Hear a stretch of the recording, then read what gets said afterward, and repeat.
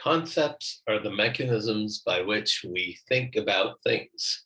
For example, the concept dog allows us to think about dogs, concept tree allows us to think about trees, and so on and so forth.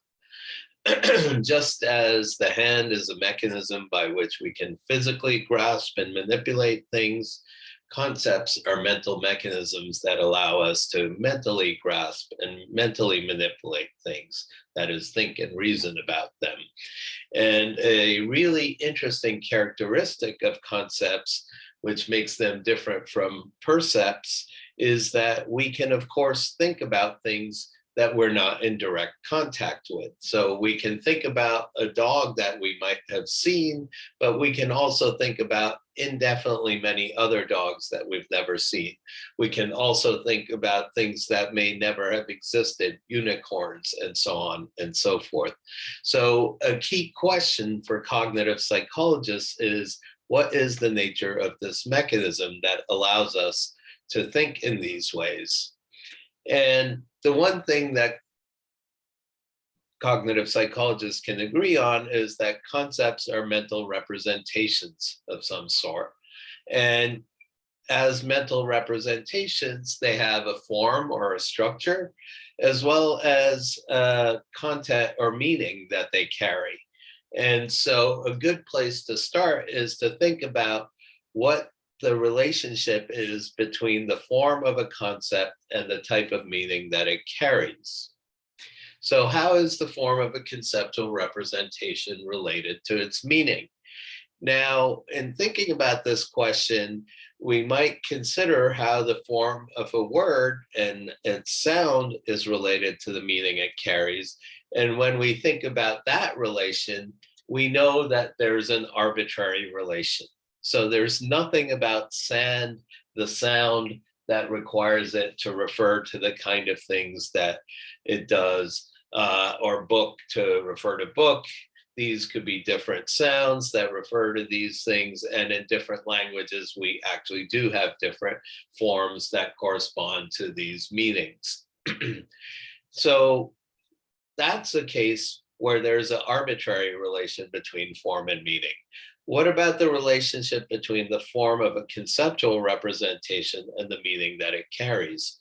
What I want to argue today is that there is, in fact, a systematic relationship between the form of the concept and the type of meaning that it carries.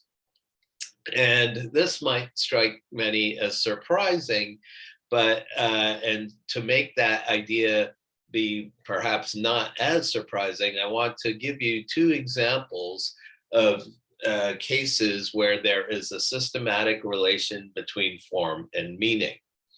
So if we consider the meanings of different verbs and their formal characteristics in terms of the number of arguments they take, it turns out that there is a systematic relationship between the number and types of arguments that a verb takes and the type of meaning it carries. So for example, a verb like sleep requires only one argument, the sleeper. On the other hand, a verb such as kick has a meaning such that it requires two arguments, someone that does the kicking and something that gets kicked. And give has a meaning that requires that it have three arguments, the giver, the thing given, and the person that gets the thing. So that's a situation in which we have a formal characteristic of verbs, how many arguments it takes, and it's systematically related to the type of meaning that the verb has. So it's not an accident that sleep has one argument and give has three arguments. Here's another example of how form is systematically related to meaning. We can understand this sentence, colorless green ideas sleep furiously, in a systematic way. We know what is sleeping, we know how it was sleeping, what the ideas were like, even though it makes no sense whatsoever. And that's because the syntactic structure of the sentence tells us how to interpret the contentful elements of the sentence and their relations amongst one another. So there's another example of how form is systematically related to meaning.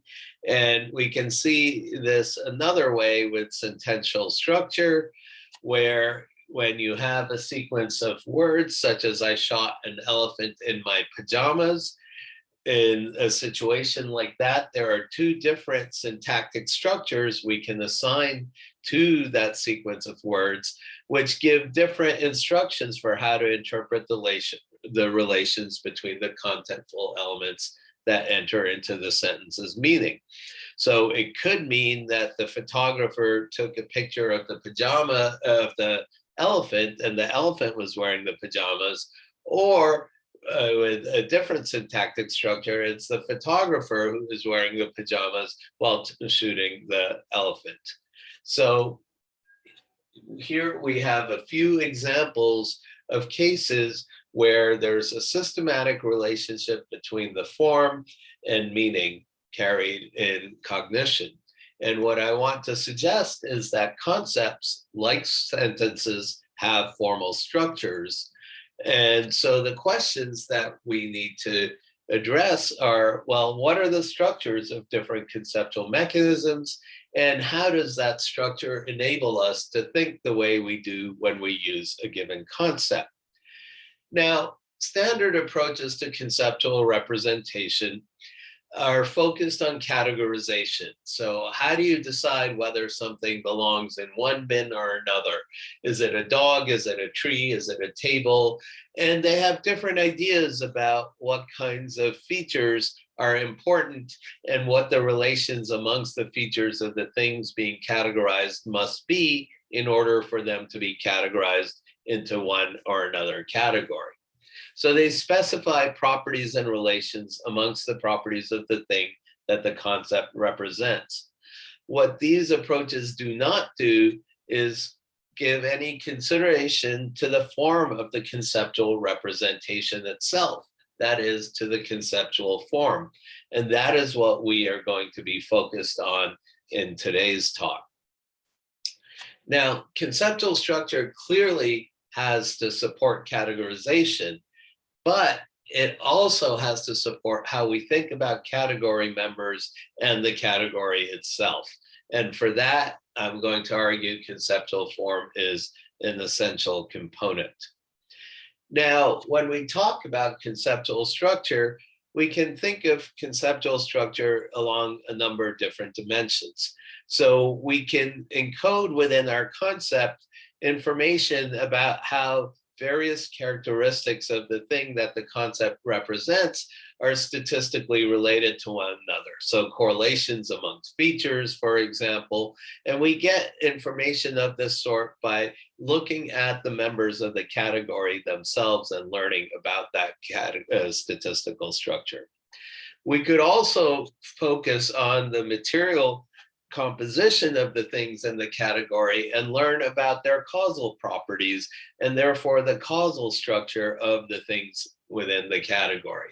In both these cases, we look to the things in the world to learn about the statistical structure or causal structure of members of a category. But what I want to argue is that there's another dimension, a hidden dimension to conceptual structure, which has to do with the structure of the concept itself. And this is its conceptual form. And what the conceptual form does is it encodes the perspective that the concept provides, that is, the mental lens through which we think about things within the category. Now, perspectives are not properties of the things that the concept represents. Instead, they're properties of the mental lens that the concept provides. They tell us how to think about the things that the concept allows us to think about.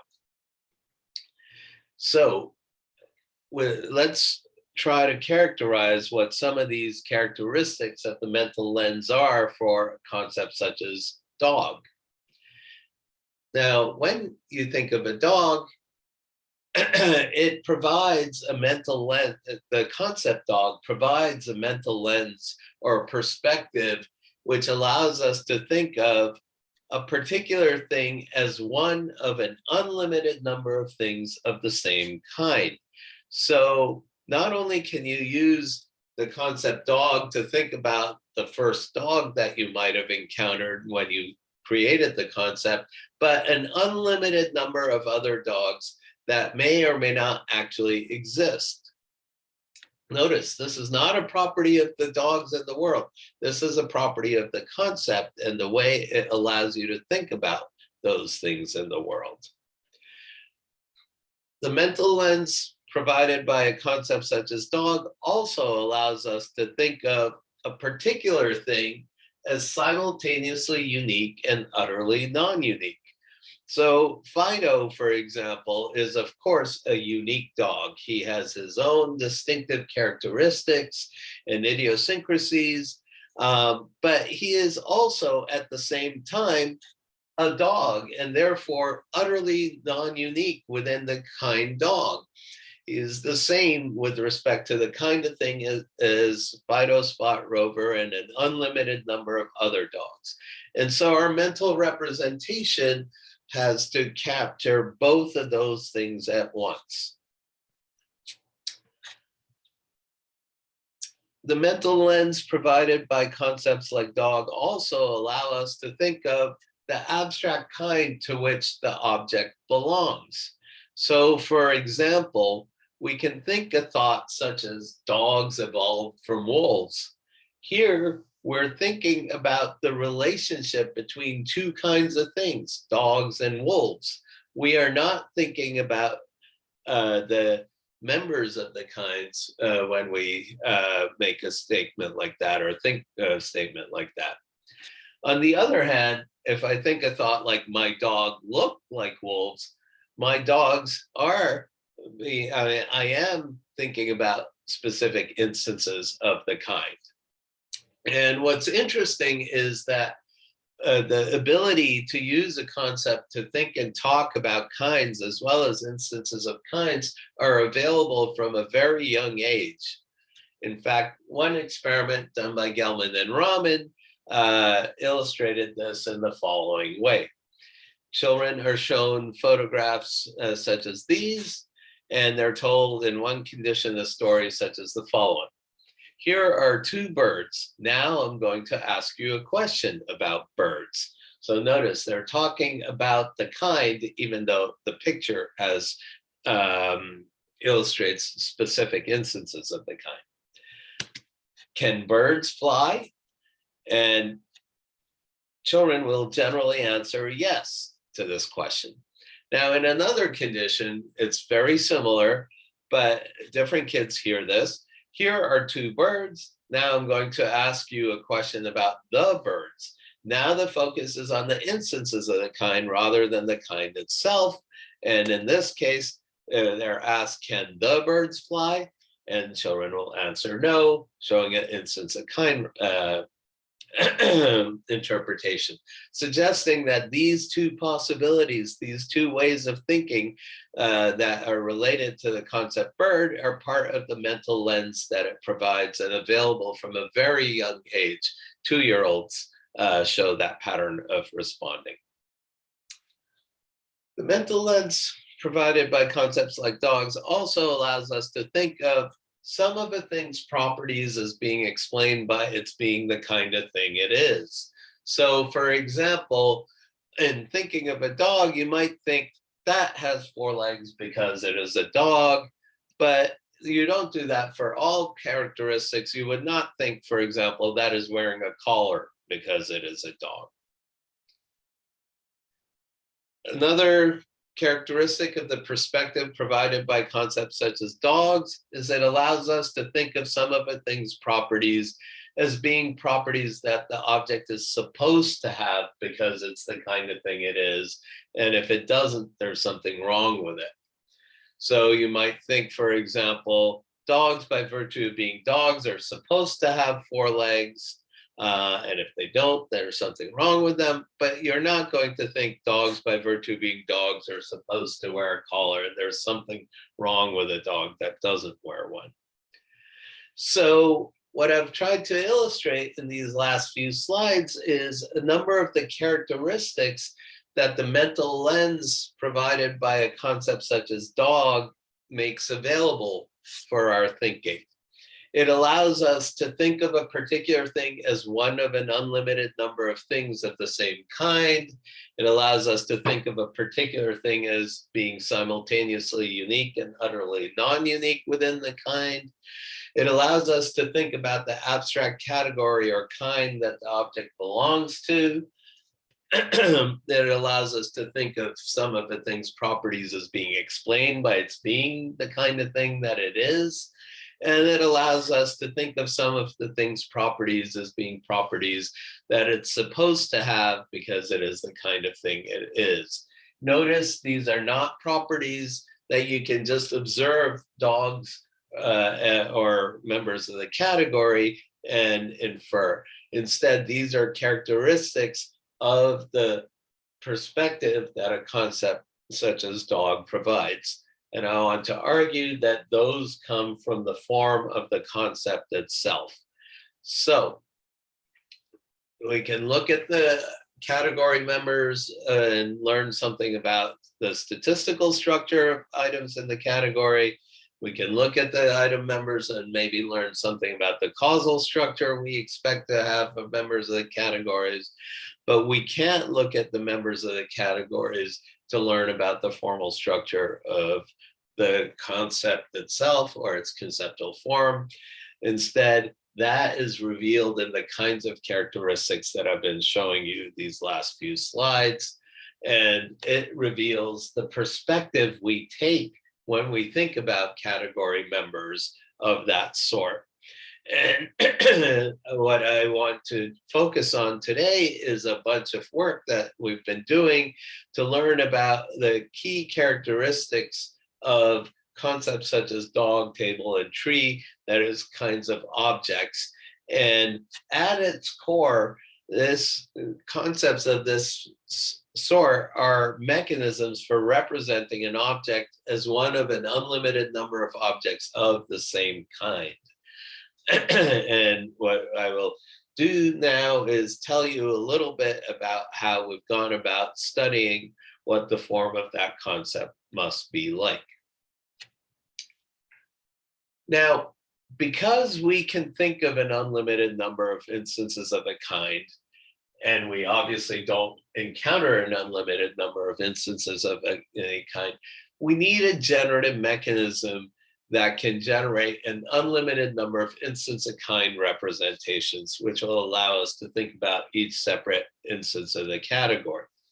So we need something like Ki over here, which can generate K1, K2, K3, and so on. Each of these, K1, K2, K3, provides the means for thinking about and storing information about a distinct instance of the kind. This generative mechanism, because it implicitly contains all of these K1, K2, K3 instance of kind representations, is then a means for thinking about the kind, because a kind contains an unlimited number of instances. Now, if we look at the instance of kind representations that get generated, we notice that it has these two components, and it minimally needs at least these two components. One component represents the kind of thing that the instance is, and it is shared by all instances of the kind. The second component represents a way of distinguishing that instance from all other instances within the kind, and it is an index with no intrinsic descriptive content. And this captures the fact that we can think of two instances as being distinct instances without having any qualities that are different. So Fido and Spot could be identical twin dogs. They don't have to differ in any of their properties in order to be two distinct dogs. And so we can capture the difference between these two instances via an index that doesn't force us to posit that there are any qualitative differences between them. Okay, Now, on this slide, I have a figure which captures the ideas that I had on the previous two slides, maybe in a more intuitive manner, and it allows us to think of a mechanism in the head. So this is the generative mechanism in green, and it generates these instance of kind representations here in brown.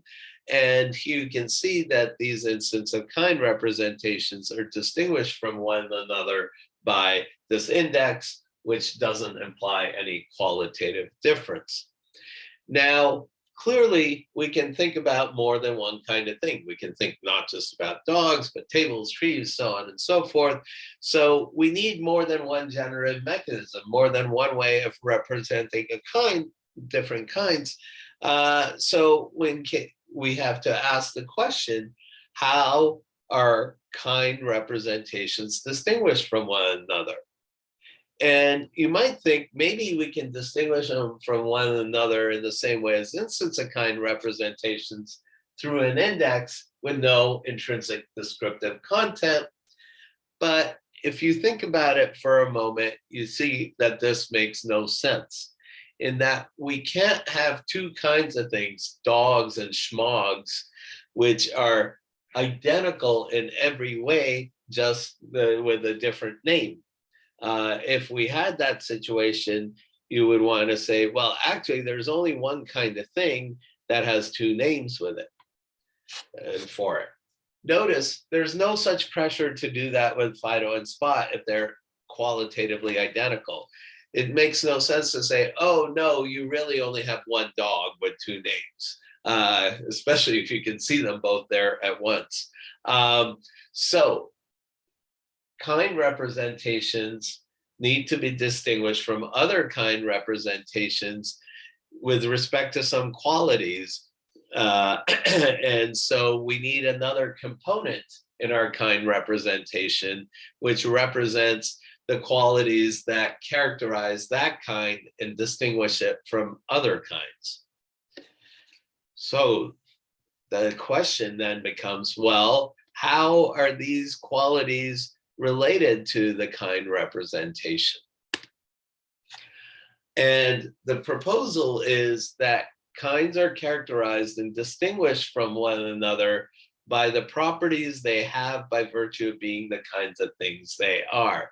That there's a special way of distinguishing one kind from another is by the properties that they have by virtue of being the kinds of things they are. So there's this connection type between the kind and the properties that characterize and distinguish it from other kinds. And one might now ask, well, is there any evidence that our conceptual systems distinguish properties that kinds have by virtue of being the kinds of things they are from properties that are connected to the kind in other ways? And here the answer is yes. There are a bunch of studies now which show that we treat properties that we understand to be true of a kind by virtue of its being the kind of thing they are differently than properties that have either statistical or causal connections to the kind.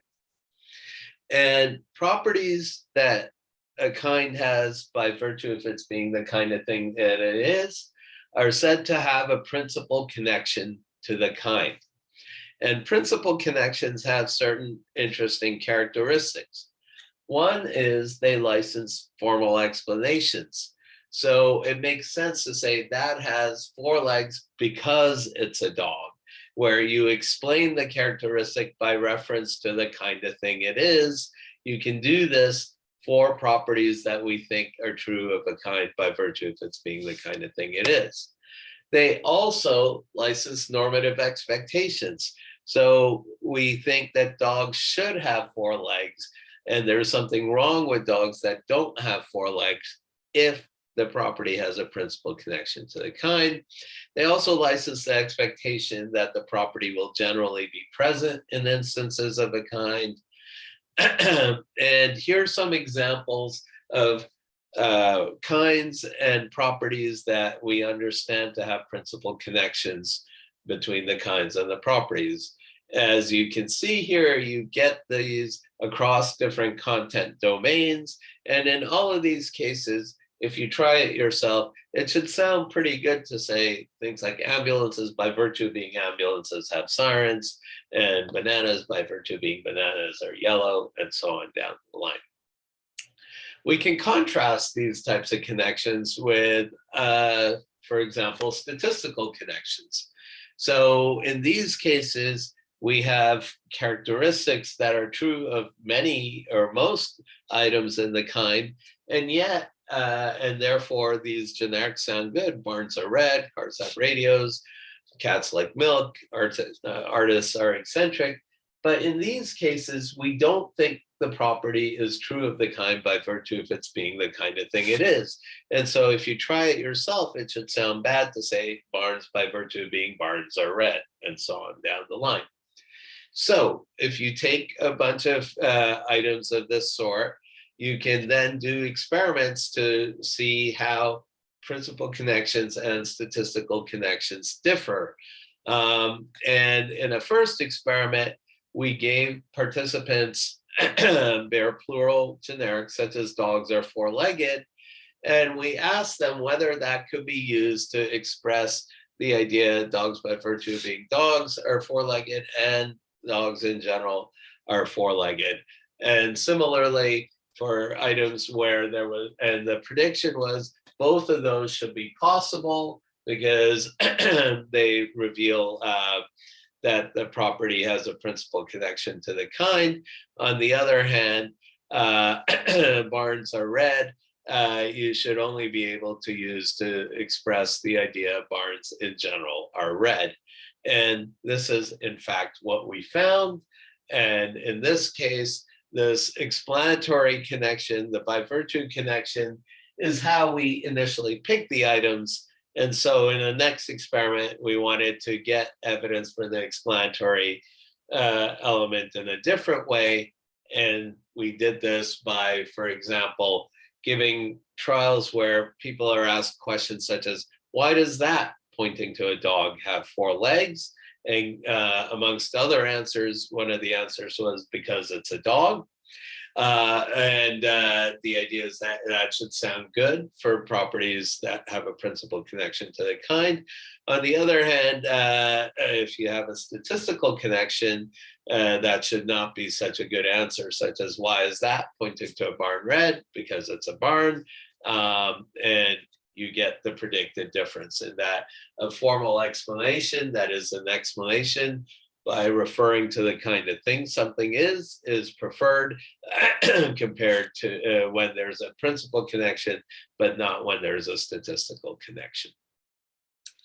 Finally, you get evidence for there being a normative dimension to principal connections, and you can get evidence for this by giving participant sentences such as dogs by virtue of being dogs should have four legs, or barns by virtue of being barns should be red. The idea is the first one should sound good, the second one should not, and that is in fact what you find. Okay, so what these experiments show is that our mind does distinguish a set of characteristics that we understand to be true of a kind by virtue of its being the kind of thing it is, and we expect it to support formal explanations and normative expectations, as well as be generally true of instances. Now, these experiments were done with adults. If part of the mental lens is having these properties that characterize a kind by virtue of its being the kind of thing it is, this should also be true if we study young children, because they presumably have the same mental lens.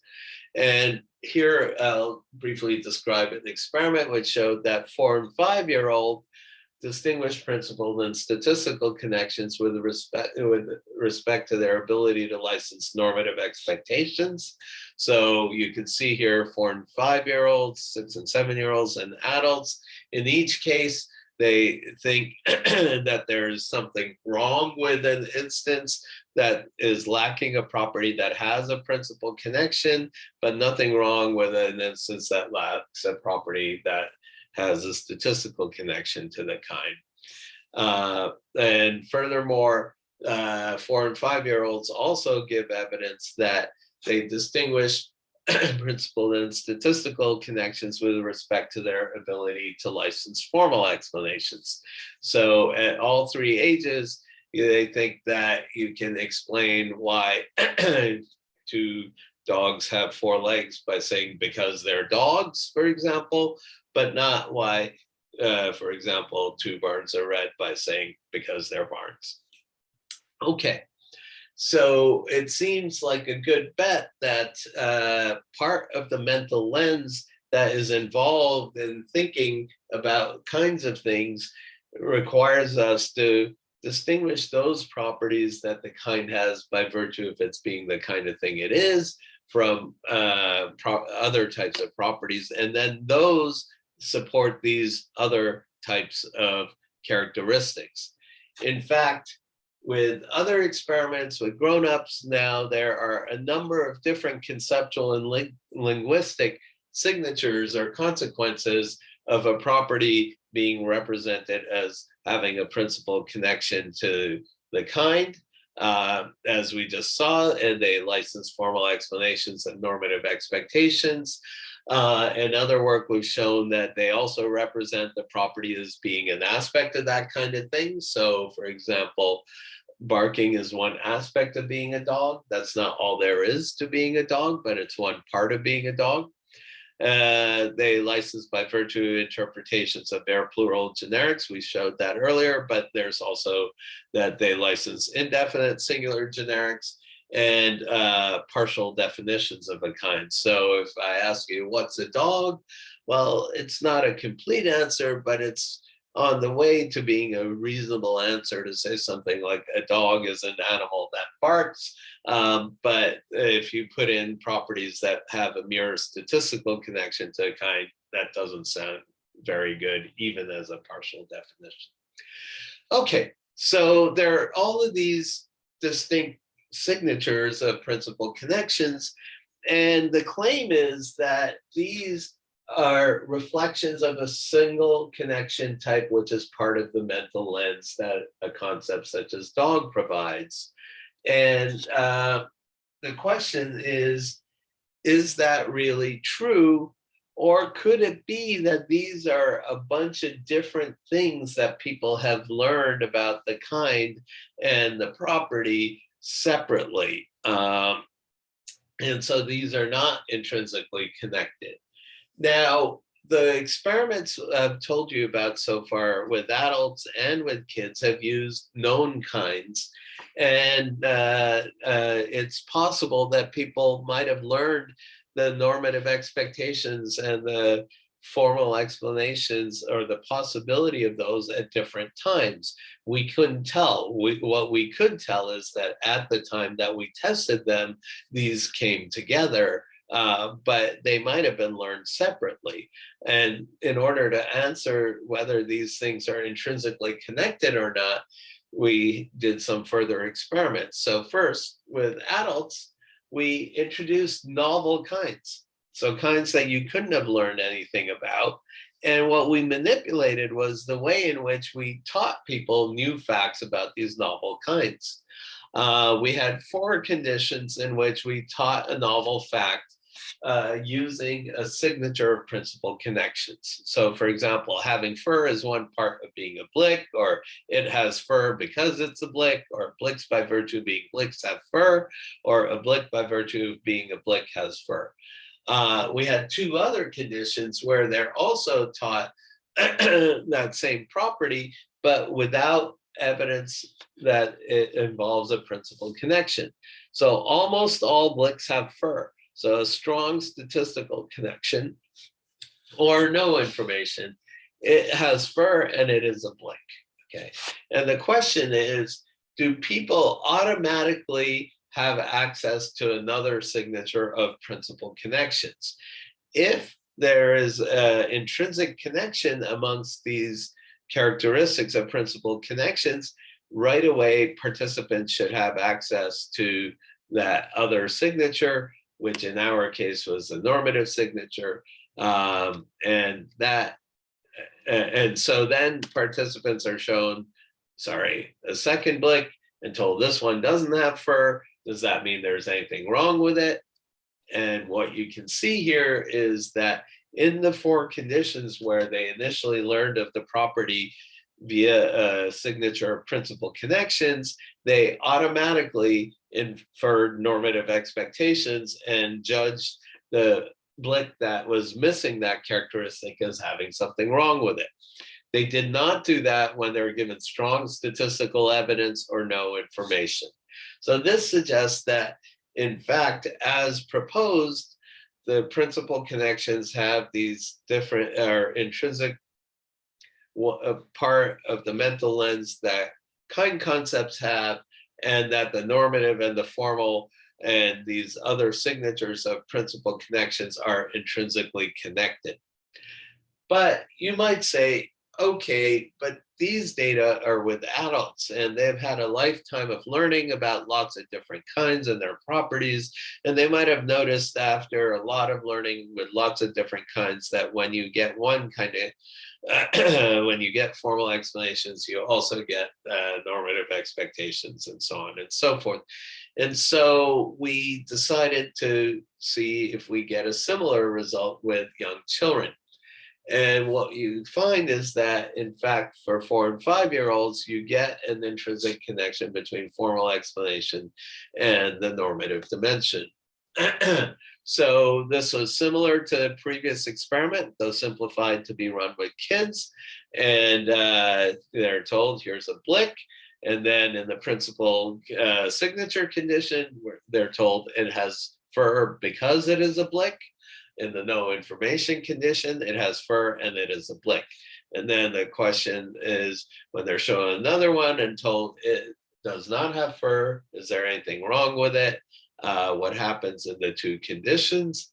And what you can see here is that both 4 and 5-year-olds as well as adults think there's something wrong with the blick that doesn't have the fur if they were introduced using the principal signature condition, but not if they were in the no information condition, suggesting that the normative and the formal dimensions of principal connections are connected intrinsically from at least the age of 4 and 5, making it more plausible that it's part of the mental lens that all kind concepts bring to the task of learning.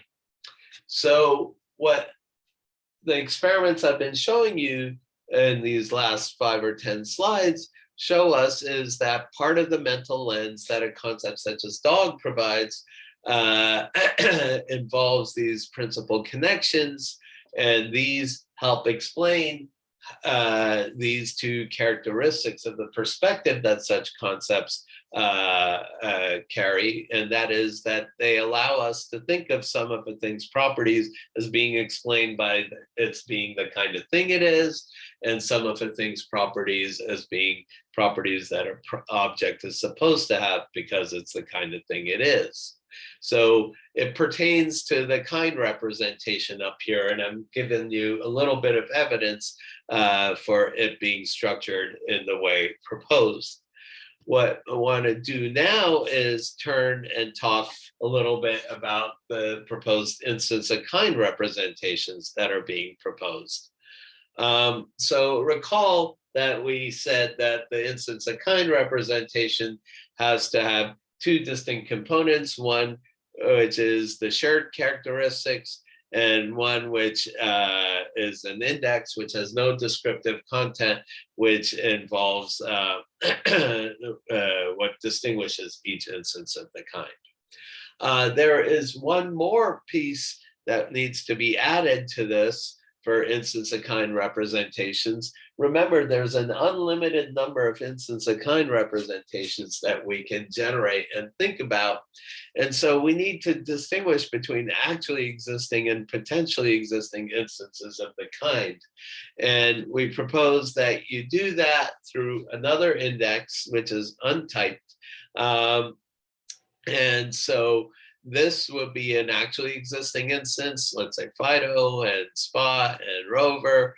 Each of them has this other index, whereas there are going to be indefinitely many other instances of kinds that exist potentially, but not actually. Okay, so is there evidence that we use this kind of a representation to think and reason about instances of kinds? Uh, and I'm going to tell you about an experiment that does that, but just before we move on, we have two kinds. We have this kind, pumpkins, and we have this kind, carriages, and for each one, there are some instances that actually exist and others that only exist potentially. And given this way of representing instances of kinds, there are two ways in which we can formally distinguish instance of kind representations.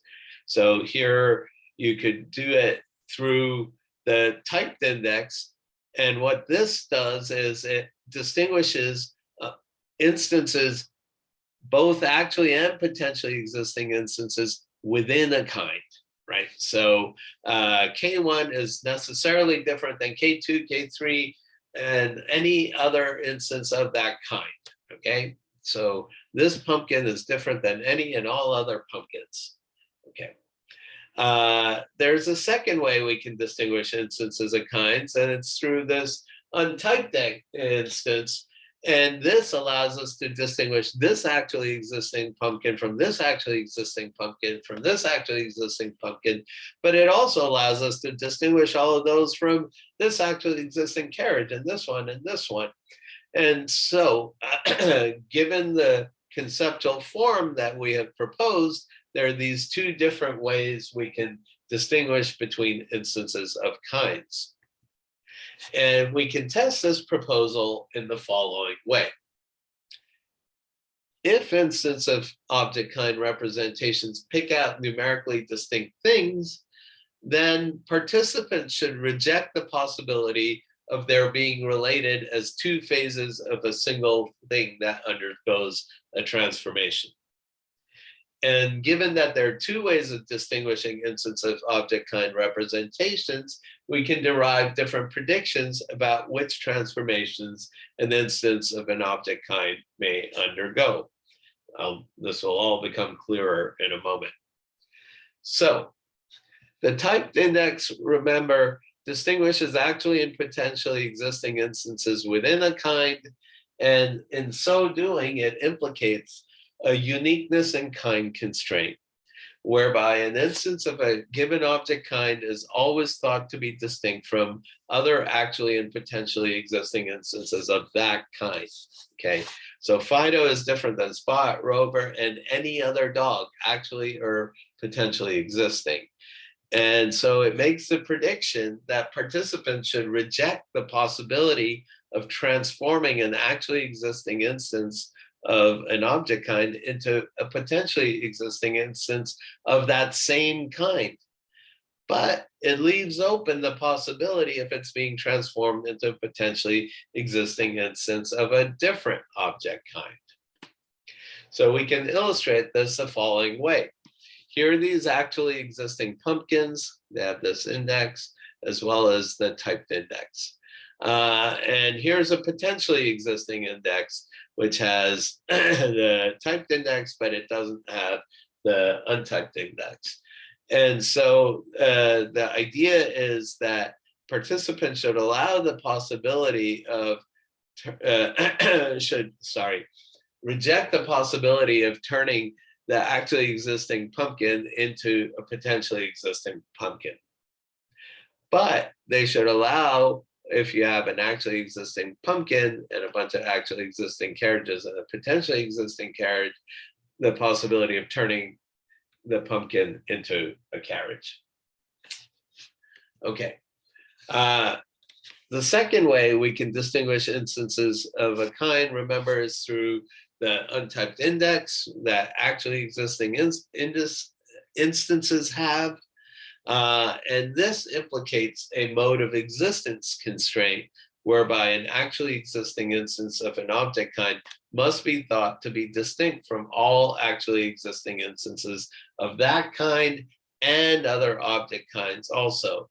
So it distinguishes both between within and across kinds. So the prediction is participants should reject the possibility of transforming an actually existing instance of an object kind into an actually existing instance of either the same or a different object kind. You can illustrate this in the following way. Participants should reject the possibility of changing this actually existing pumpkin into an actually existing carriage. And they should also reject the possibility of transforming an actually existing carriage into a different actually existing carriage. Okay, so we did this experiment and asked participants to tell us whether a putative transformation could happen.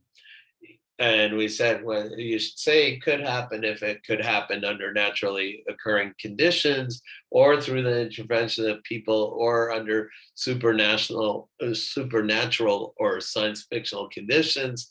And they should say it could never happen, that it's impossible. If it's not possible under any circumstance, it's ruled out by definition, or the initial thing by definition cannot ever be the final thing. And then they were given examples of the following sort. So imagine an already existing monkey, monkey 37, that is transformed into a newly created monkey, monkey 72. We used already existing and newly created instead of actually and potentially existing, just because we thought that would be easier for participants. And in a cross-kind scenario, you have imagine an already existing monkey, monkey 37, that is transformed into a newly created beaver, beaver 72. And as predicted, participants rejected the possibility of transformation more when it was within the kind than across kinds, giving evidence for the uniqueness in kind constraint. The mode of existence constraint was tested in a very similar way, except now it's imagine an already existing monkey, monkey 37, that is transformed into an already existing monkey, monkey 72. Or imagine an already existing monkey, monkey 37, that is transformed into already existing beaver, beaver 72. And remember here, the idea is they should reject both within and across kind transformations, and that is in fact what we find. So these experiments provide evidence for the uniqueness in kind and mode of existence constraints that are built into the conceptual form of instance of kind representations. As such, the experiments illustrate how conceptual form guides how we think and reason about instances of object kinds and how they may or may not change. So remember, the conceptual form of a concept such as dog allows us to think of a particular as being simultaneously unique and utterly non-unique. And we just provided evidence for how conceptual form allows us to do that. It allows us to think of some of a thing's properties as being explained by its being the kind of thing it is. We showed that that is because we represent principal connections between the kind and the property that characterize and distinguish it from other kinds. That is the same thing that explains why we think some of a thing's properties are are properties that it's supposed to have, because it is the kind of thing it is. And we think of a thing as being one of an unlimited number of kinds of things because concepts of this sort are represented by a generative mechanism. And because the mechanism for the kind representation is distinct from that of the instance of kind representations, it provides a way of thinking about the kind itself and talking about the kind itself. So what I hope to have shown you is how the form of a concept can help explain these distinct characteristics which are true of how we think about things when we use that type of concept. And these are not characteristics of the category members per se. Instead, they're characteristics of the perspective we have when we think of members of that category. So conceptual form encodes the perspectives that the concept provides.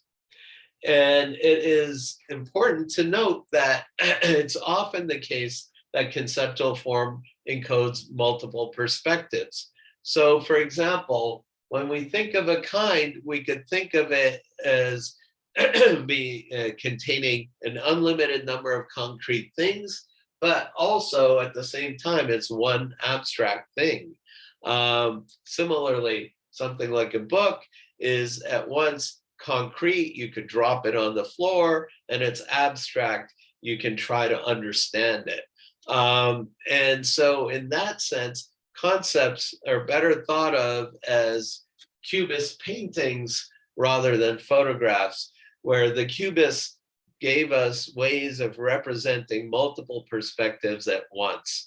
And that's the nature of even our simplest conceptual representations, provide us with multiple perspectives from which to think and talk about things. I've been focusing on the perspective provided by kind concepts. So this is shared by all dog, table, tree, so on and so forth concepts. But when we look more carefully, we see that the conceptual form varies from class to class, and that there are all kinds of different classes of concepts which contain these elements, and they provide overlapping but distinct sets of perspectives. So over here, I have a number of different concepts.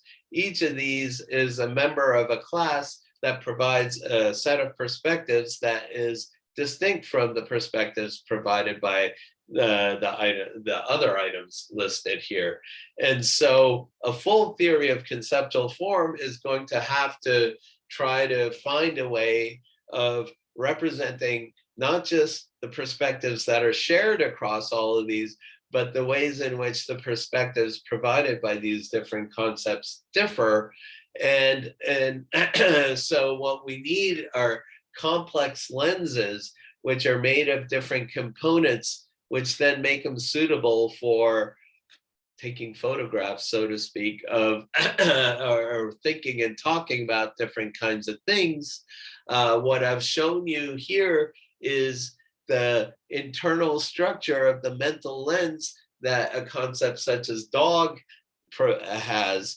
And what we now need to do is to elaborate this further so that then we can have the perspectives needed for different kinds of kinds. And in fact, in other work, which I can't speak of here today, we have found that you can actually generate a wide variety of formally distinct nominal concepts by varying the types of elements a kind is constituted of, the kinds of elements that distinguish instances of a kind, the types of elements that characterize a kind, whether instances differ only numerically or can also be distinguished by their character, and the number and types of explanatory properties they have principal connections to. So these are other formal distinctions that, if incorporated into this mental lens, provide us with distinct perspectives for thinking and talking about things. And so what we can hope for is a generative system that may produce a wide variety of intricate perspectives that are provided by common sense concepts just by varying a small number of formal parameters. And that is something that I hope to be working on for many years to come, though we've made a great amount of progress on that already. Okay, so some future directions that the current work suggests. It's going to be important to discover, elaborate, and investigate the conceptual form of a wider range of concepts and the system that generates them. It'll also be important to investigate the role of conceptual form in cognition. And we've begun to do this, looking at the interpretation of metaphors. Paul Howard has started to look at conceptual combination and the role of principal connections. It's also likely that conceptual form is crucial to our understanding of stereotypes and how they may or may not be changed, as well as the representation, acquisition, and processing of meanings of polysemous words. Thank you very much. Here are the undergraduate and MA students and research assistants that helped in the research I spoke about today. Not all of it I was able to present today, but they've done important work on this area. Here are my collaborators around the globe who I thank for all their help and insights. And these are the folks whose ideas have inspired this approach to concepts.